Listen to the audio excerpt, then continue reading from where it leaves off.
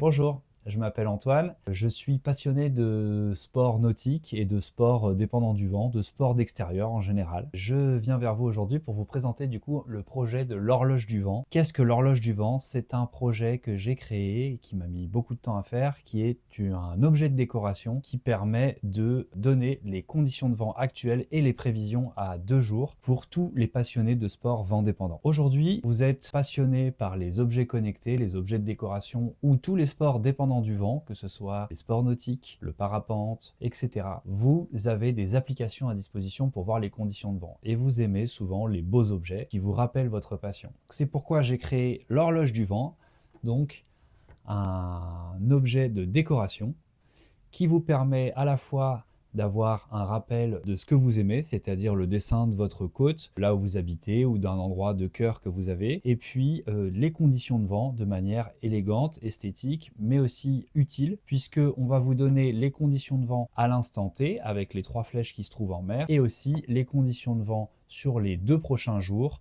avec les cadrans J+1, J+2, et des jauges qui vous donnent donc la force du vent en blanc et la force des rafales en orange.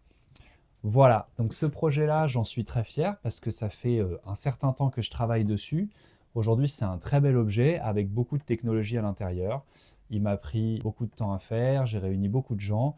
Il y a eu un peu plus de 27 000 € d'investis jusqu'à aujourd'hui. Et donc aujourd'hui, le but de cette campagne de financement participatif, c'est de permettre de passer du prototype à un produit pleinement commercialisable.